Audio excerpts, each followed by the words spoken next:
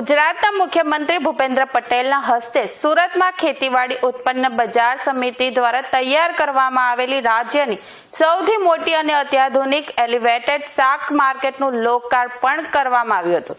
જમીનની અછત અને આધુનિકીકરણની જરૂરિયાતને ધ્યાનમાં રાખીને આ માર્કેટને સામાન્ય બજારોથી વિપરીત પ્રથમ માળ પર તૈયાર કરીને ગુજરાતમાં એક નવો ઇતિહાસ રચવામાં આવ્યો છે। લોકાર્પણ સમારોહમાં મુખ્યમંત્રી ભૂપેન્દ્ર પટેલે એપીએમસીના નવા શેડનું લોકાર્પણ કર્યા બાદ સંબોધન કર્યું હતું।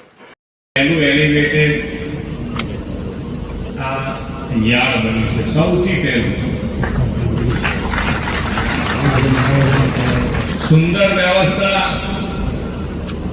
કે ભાઈ એની અંદર પહેલેથી મગજમાં કે ગમે તેટલી મોટી ટ્રક આવે અને એ ટ્રક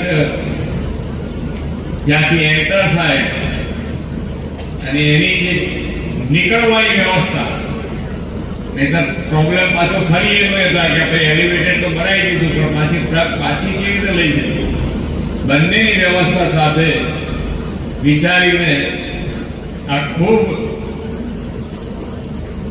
સુંદર યાર્ડ બન્યું છે।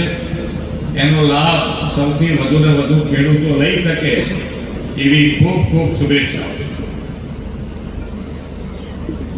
આજના આ કાર્યક્રમમાં આપણા યશસ્વી વડાપ્રધાન શ્રી નરેન્દ્રભાઈ મોદી ઇન્ફ્રાસ્ટ્રક્ચર અને ટેકનોલોજીના મહત્તમ ઉપયોગથી ખેડૂતોને વધુ ને વધુ કલ્યાણ કેવી રીતે થઈ શકે તે દિશામાં હર હંમેશ પ્રયત્નશીલ રહ્યા છે।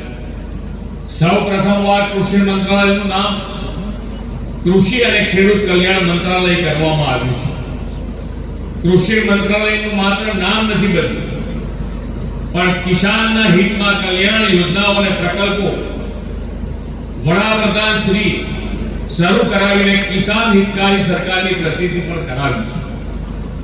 પીએમ કિસાન સન્માન નિધિ, પીએમ કિસાન મનધન યોજના, પર ડ્રોપ મોર ક્રોપ, નેશન બાંબુ મિશન, નમો ડ્રોન દીદી જેવા લગભગ 28 જેટલા જુદા જુદા અભિયાનો અને યોજનાઓથી ખેડૂત અને ખેતીના વિકાસ માટે આ યોજનાઓ શરૂ કરવામાં આવી છે।